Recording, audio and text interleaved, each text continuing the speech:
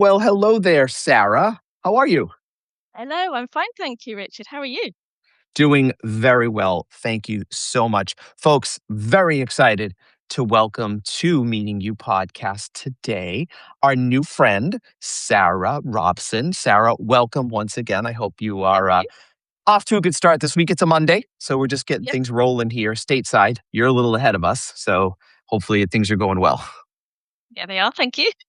Awesome. Well, I'm very excited to talk to you today. Not really because, look, your story is extremely interesting around the work you've done with advertising research and analytics, but you've had also these very interesting moments in your career as it pertains to leadership, how you've progressed through your career. I know things like mentoring and visibility are really important to you.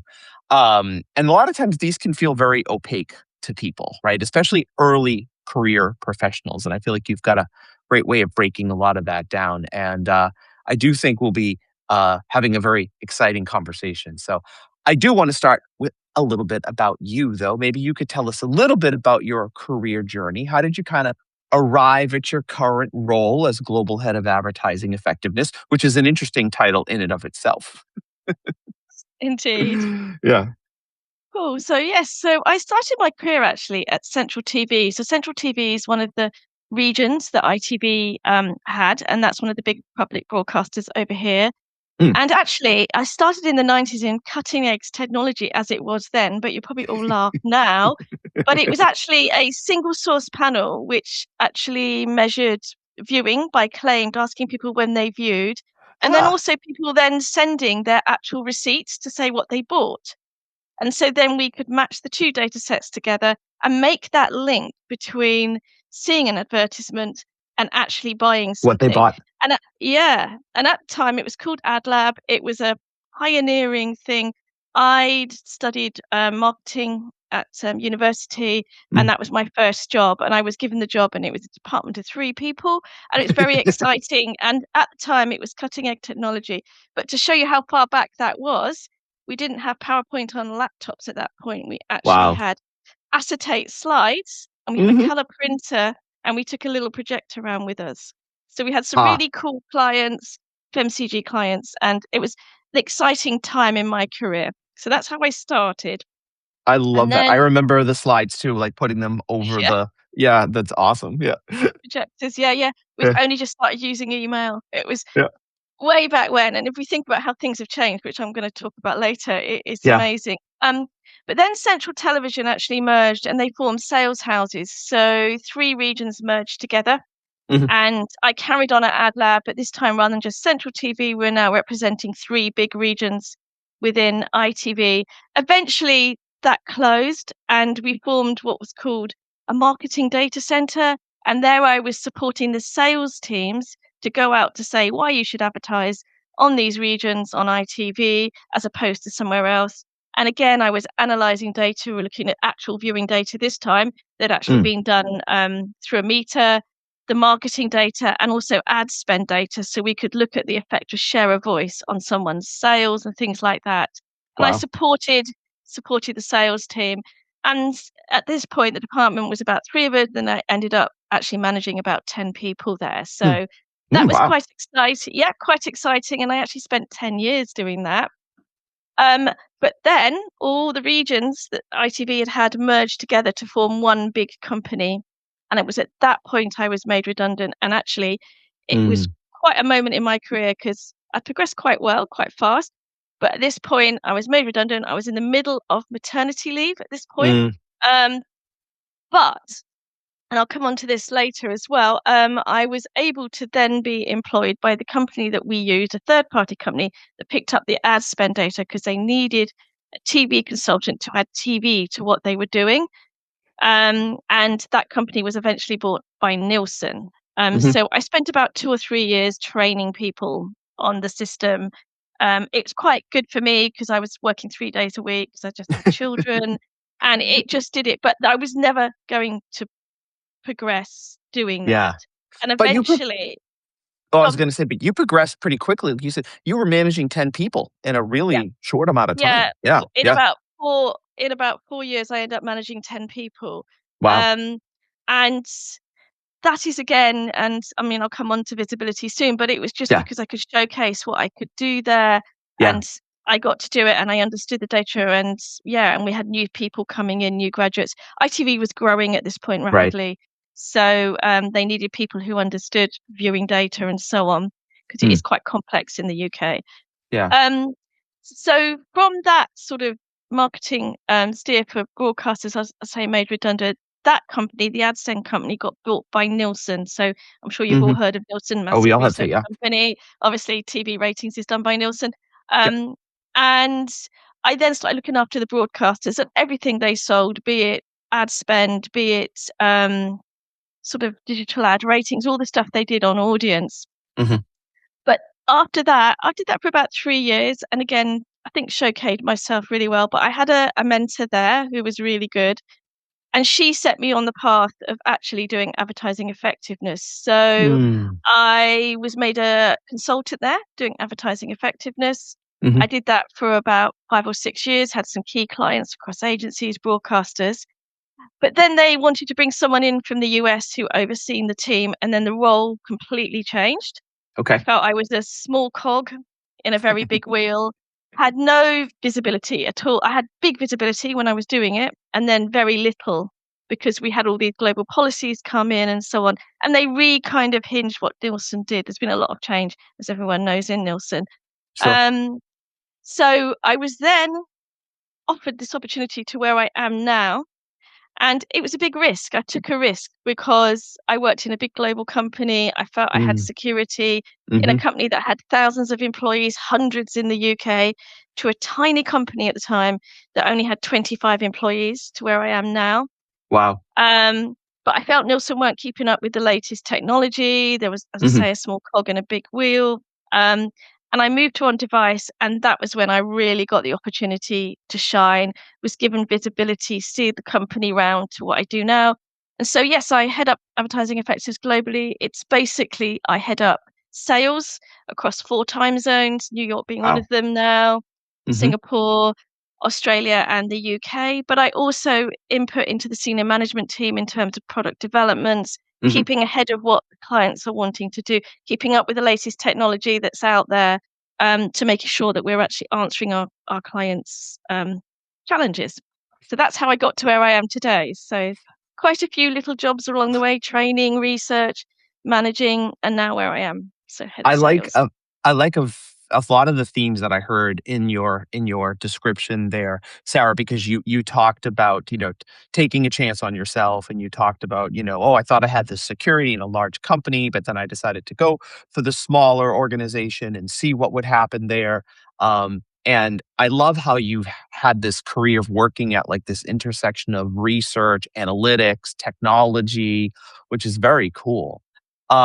You have mentioned a word a few times though, and that word is visibility. And I know Mhm. that's a theme that you talk a lot about.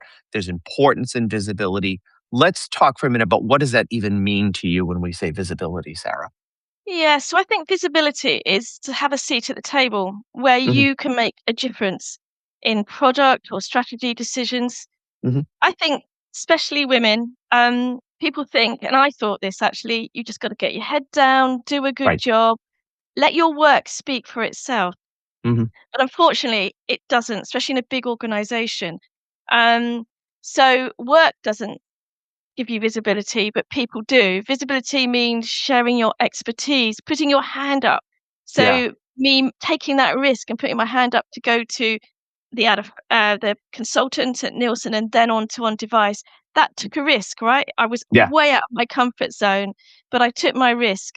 You've got to ensure that your contributions are heard by the right people so that Right. you can influence people. So it doesn't just happen. I think people think they can do a good job and it's gonna happen, but you need to advocate for yourself to Mhm. get that visibility, I think, and I've learned that as I've gone along.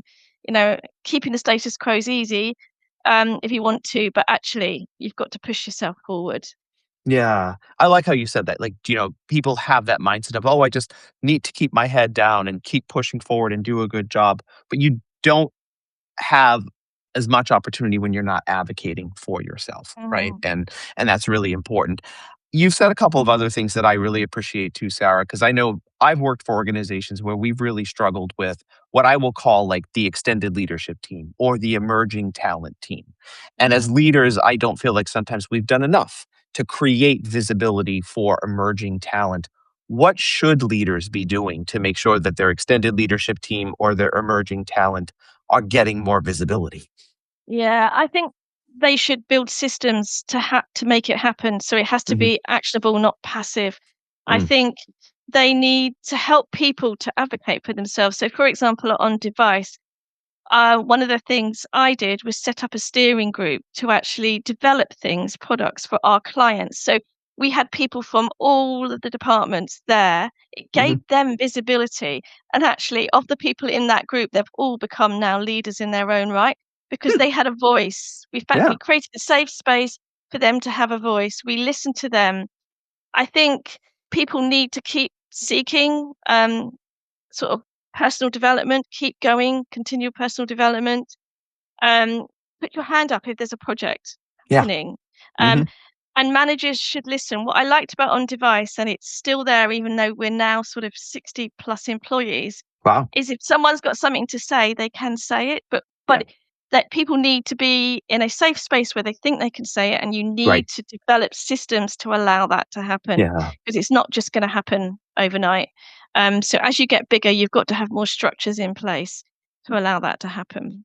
I think that's a really important point that you make because again, I'll go back to some of the organizations I've worked for that have really struggled to empower their extended leadership team. And I think a lot of it, Sarah, to your point, was we didn't create the systems and the processes. And maybe Yeah. even to your further point, the safe space where people Mm. would want to be able to see, oh, I have a differing opinion. Can I say what my differing opinion is? Or I have an idea that's maybe a little bit out of left field, but I want to feel like I can confidently bring up an idea that's a little bit out of the left field, right?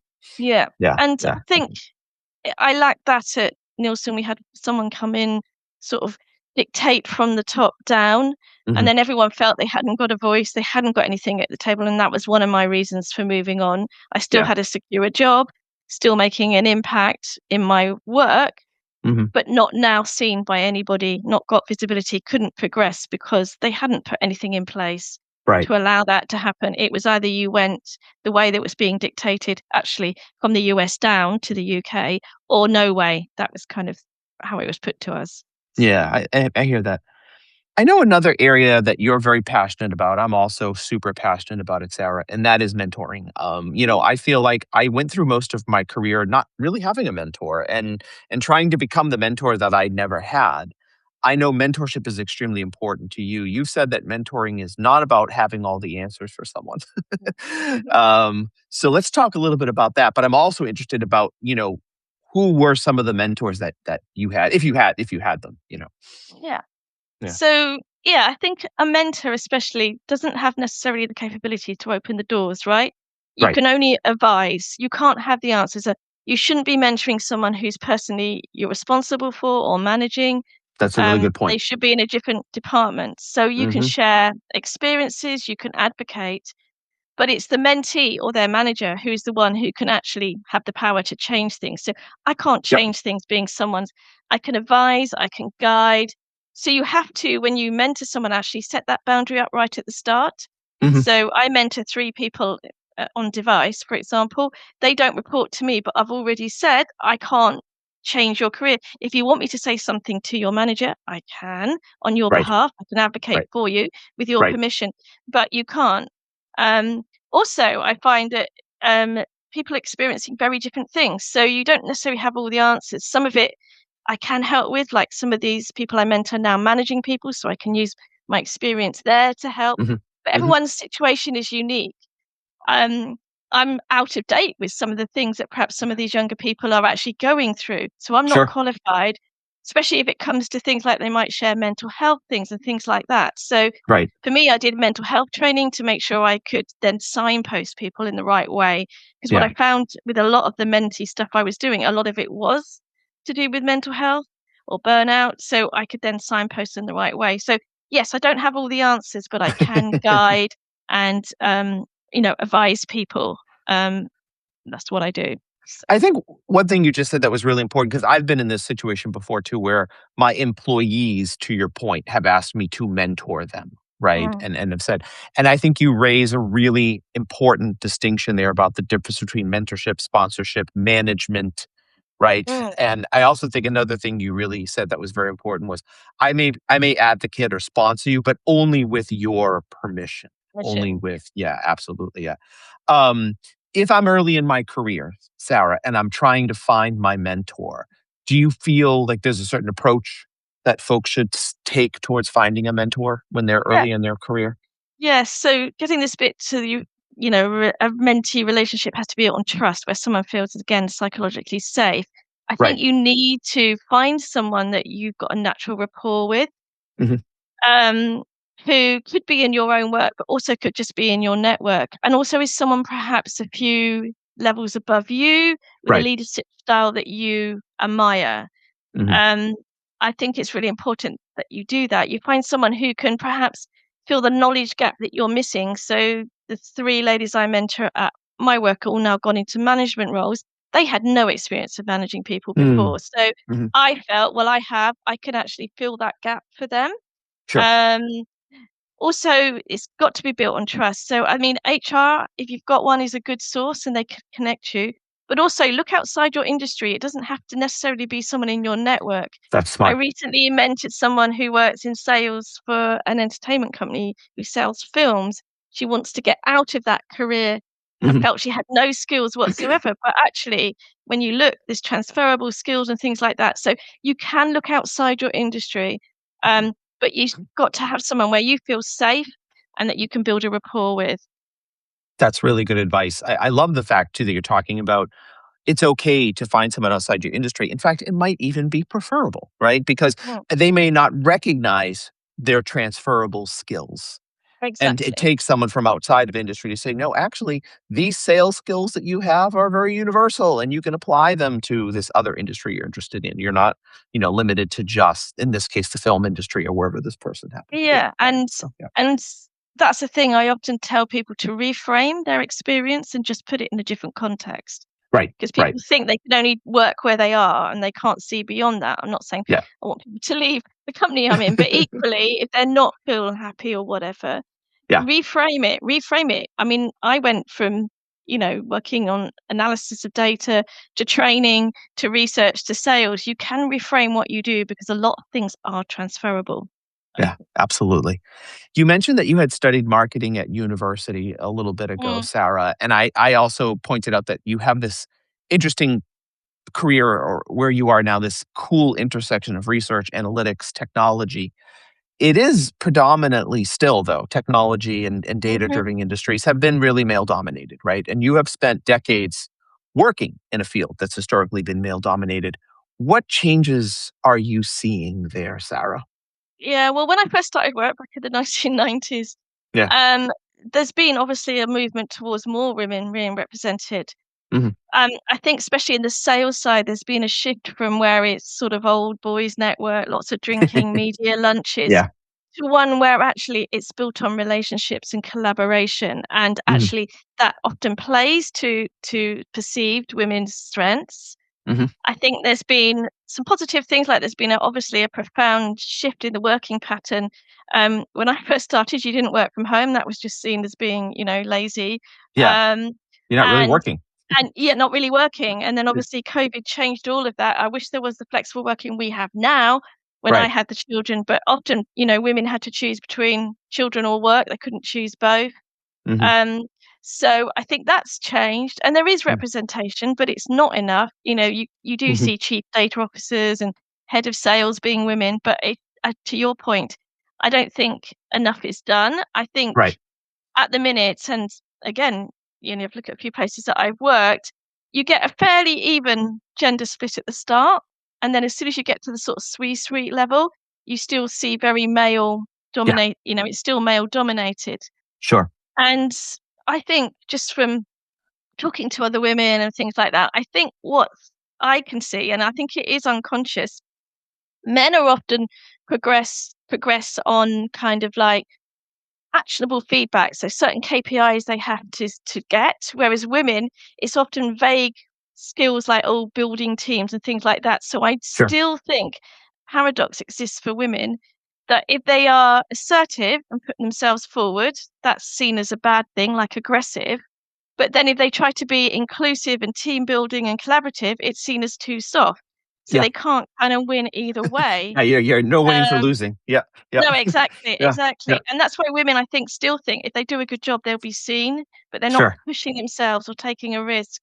Mm. Again, I think, this whole thing about sponsoring someone, I think men are often sponsored or promoted by another man who have very similar things to them, and it just perpetuates the cycle.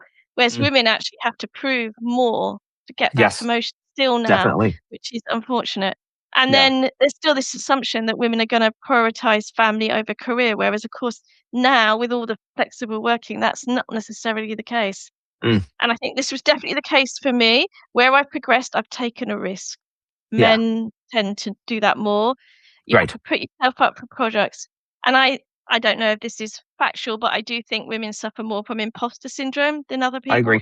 I I would agree. definitely think when I look back at myself with what I'm doing now at On Device, even 9 years ago when I first started at On Device, I'm like, why am I there? Why am I doing what I'm doing? Why have I got all these people reporting to me globally? And I get imposter syndrome, whereas Sure. actually men probably think it's all right. They've been there Yeah. 9 years, it's all right. Yeah. So I think there's a system that needs to change, but also I think women have to advocate for themselves Agreed. and Yeah. push forward, um, Yeah. you know, to do it. Yeah. I completely agree with you, especially where systematically things still need to change. I'll tell a quick story. I tell this story often. I was at an investment conference a few years ago, 2023, so not that long ago, Yeah. with my CEO, who was a woman, who is around the same age as me, and our CFO, who was a man, who was a little bit older than us. And you probably know where I'm going with this. When we would walk into a Yeah. room, everybody would think, "Oh, he, the older gentleman, must be the CEO." And would never even think that, oh, the CEO was actually her, right? And and there was like so systematically, right? There's still changes that need to be made. So I'm glad you mentioned that, Sarah, for sure. Advice to young women entering your space of either research and analytics, data science. What Yeah. are you telling them? Just go for it. There's great Go for it. Yeah, opportunities, great yeah, advancements, but you've yeah. got to intentionally manage your professional footprint from day one. So Hmm. document your contribution, put yourself forward.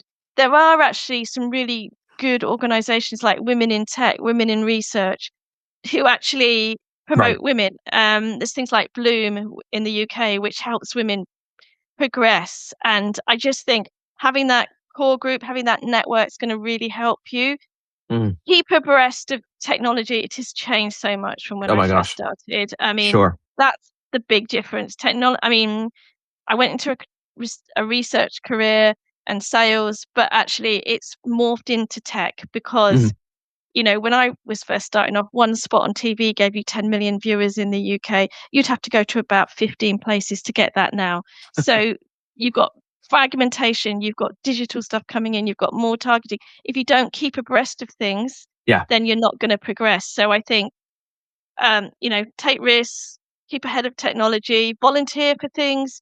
Yeah, and join groups where you've got mutual support because that does Yeah. really help. That community is so important, and that mutual support is so important. I agree Mm, with you. I can tell even in the short conversations that you and I have had, this conversation and the one we had a little couple mm, of weeks ago, you're very good at distinguishing between management and leadership, right? And mm. and you've had 30 plus years of work Yeah. as a leader. What does leadership mean to you? I guess let's start there, Sarah, and then let's talk a little bit about what you've learned in your time as a leader. Yeah, so I think leadership means to me is empowering people Hmm. to actually do their job. So give the systems, give the feedback, and actually empower people to do jobs. One of the things I've learned actually is the smartest person in the room isn't necessarily the leader. Hmm. There's often knowledge gaps. So Yep. actually calling on them to progress. So I think a good leader helps them do that. Don't dictate your way. Um, Right. as I say, this person came in from the US in a company I worked from, drew a picture of a bus actually, said you're either on the bus or off the bus. And then the Oh, person geez. sitting next to me said, getting run over by it. that group, the people I was with, including myself, they'd gone down to, I think, from 15 members to three within 3 months because they Hmm. were dictating their way. They weren't actively listening. They weren't Right. looking for feedback. Okay, they had a remit to come and do something, fair enough. But Hmm. actually, there's ways of doing that. So, when there's challenges and things like that, you've got to make sure that you're the anchor, that you listen to people, that people Yeah. feel safe. Again, this psychological safety. You Sure. can't lead by dictation. You've got to listen, feedback when necessary. If someone hasn't done something correctly, you need to feedback, but let people make mistakes. Yeah. Um, Yeah. I made loads in my career of We mistakes, all have. Yep. but you Yep. learn and move on, right? You learn and Right. move on. And I Hmm. think a good leader allows that to happen, Yeah. have a safe space. But equally, people have got performance and KPIs they have to keep to. So it's important that you Right. feed back if they're Yeah. not doing that and put a plan in place to give everybody an opportunity. It's empowerment. And also, as a leader, accept that you haven't got the answers to everything. There are people who are smarter in the room and acknowledge that and let them have visibility to move on. I think the smartest thing you said through that whole and prior process was recognizing when you are not the smartest person in the room Yeah. and there are gaps and you're willing to let your individuals on your team help fill those gaps. And I also think it's really important what you said about trust and building safe spaces and providing feedback. So thank you for that. We've had a lot of uncertainty these last few years, pandemic, et cetera. There's AI, there's political unrest going on, certainly here in this country. Talk to me a little bit about your leadership in times of uncertainty. How do you lead through uncertainty, change, Sarah? Yeah. Okay, so what I do with my team is to be as visible as I can be, to give them the Mhm. information that they need. Sometimes Mm. you can't share things if there's going to be a restructure or whatever, but I think I always see myself as an anchor where people can come, Mhm. they can acknowledge their concerns. It has check in with people to make sure they're okay. It's two ways. Admit that I don't have all the answers or can't tell them everything, but Right. assure them that I'm actually, got their interest at heart. If it's a training need because it's a challenge that hasn't there, let's talk about that. Let's see what we can get you on, that kind of thing. Because often, Mhm. especially with the industry, things move on. There's so much talk about AI, and Right. again, I was at a conference. It's not AI that's going to make you lose the job. It's what's said, but not knowing about how it can help you in your job. So we've got to Yes. make sure that we're keeping people skilled up in the right things. Mhm. So to protect their jobs and to assure them that as best I can, I'm on their side. Obviously, I've had to make people redundant in the past when we've restructured. That's been really hard. But again, just be there to take them through the process to why that's happened. And Yeah. also, again, in a way, sort of be that mentor, whereas saying that I was made redundant, it doesn't mean the end. You can reframe, you can look on and things like that. So that's how I would, in times of change, it's very hard, but you Yeah. just got to make sure that you're an anchor that someone can come to, say their concerns, and try your best to help get through that situation. So many themes of visibility. I loving this theme of visibility that you keep talking about, Yeah. both advocating for your own visibility, but then even what you just said about I make myself visible for my people. They will Yeah. see me as that anchor. I don't go and hide in my No. office with the door closed, right? Because if people are nervous, if they are feeling uncertain, seeing you and seeing the fact that you're willing to be like, hey, I don't know the answer either, but we're all going to try to figure this out together, right? Together. Really, Exactly. And really and and important. move as a team. One Yeah. of our company's values, which we did a few years ago, is collaboration. And I just think Mhm. that's the key one. When I first started at On Device, there was a big divide between sales and everybody else. Mhm. Um, and we pivoted the company around to selling advertising research rather than survey. And I just think that without that collaboration, it wouldn't have worked. So I just sat and asked the people what their concerns were in the other Yeah. departments and what sales were doing. And a lot of it was down to just miscommunication, as it often Right. is, Right. or feasibility. So we put things in place to make sure that sales doesn't sell something that's not Not feasible. there. Yeah.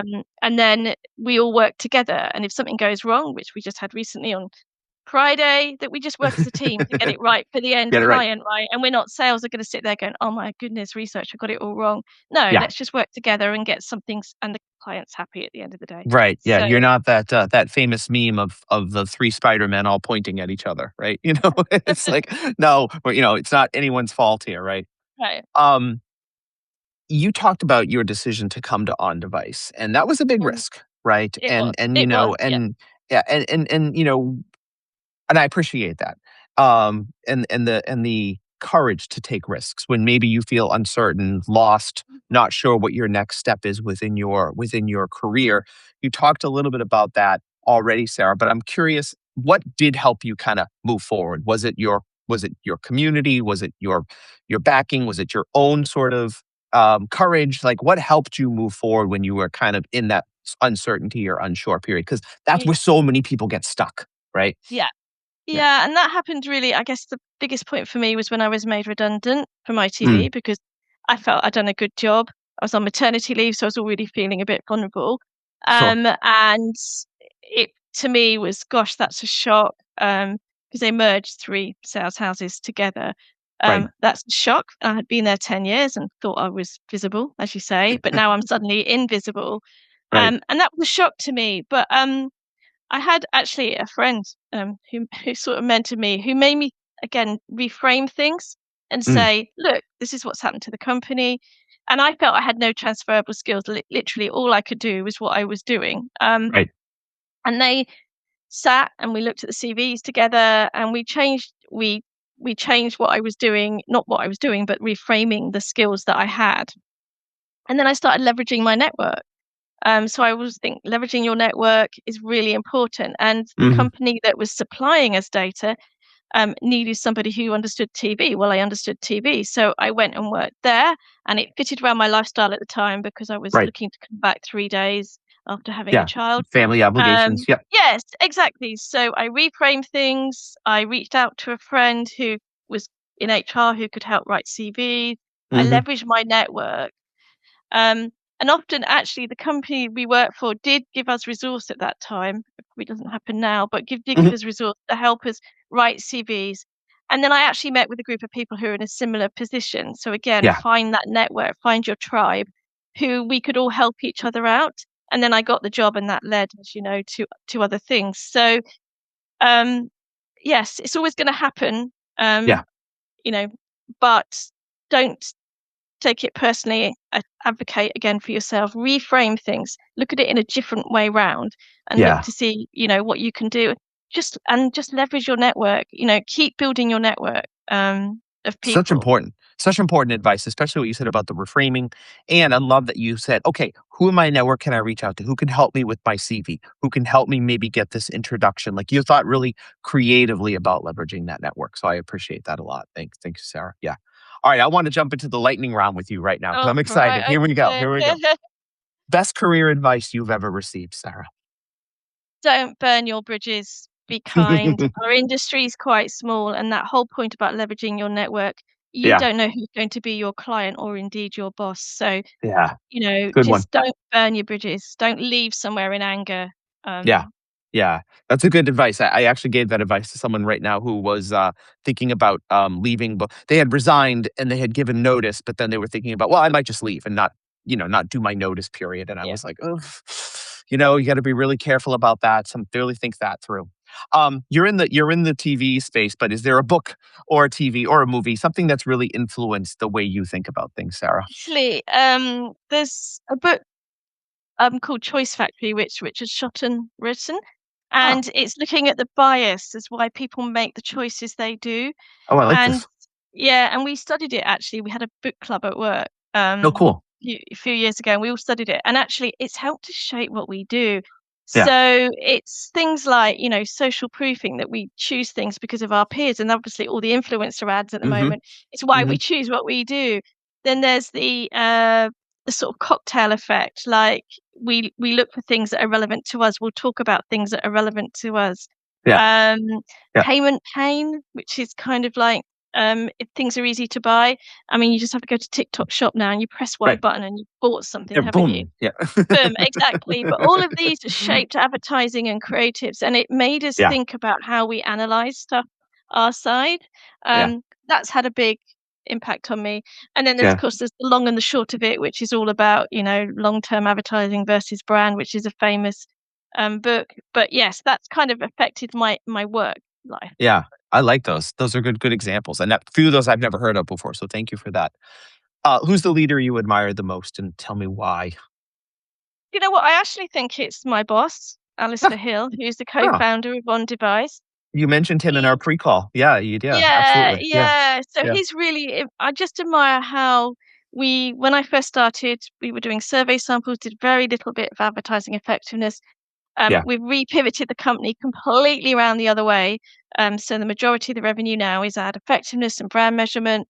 And we've grown from, as I say, 25 employees, only 3 girls at the time, um, to now 60 plus. I think with all our contractors, probably around 75, and it's Nice. about an even split now, although senior is still, um, not not quite so, split Yeah, evenly, but, yeah. and it's turned around, but with that, we've kept our values and integrity. So Nice. one of our values, as I say, is collaboration, and we've kept to that. We're curious, we try and keep up with current technology, and I like the way he's done that without compromising anything, because we could be very cutthroat and not bring people along and not care about the Right. employees, but we haven't, and actually all the sort of people who are in the senior management team or in those management positions are ones who actually advocate for That's their great. staff. So I think, we've had some rogue ones that we've had to get rid of along the way, Sure. but Happens. actually, we've now built a really nice team. So I admire him. And then if we were Yeah. looking outside of him, maybe in the sort of, I don't know, trying to think who else, It's a in the sure. in the bigger realm, then yeah, there's someone like David Drago who's done sort of, Oh, yeah.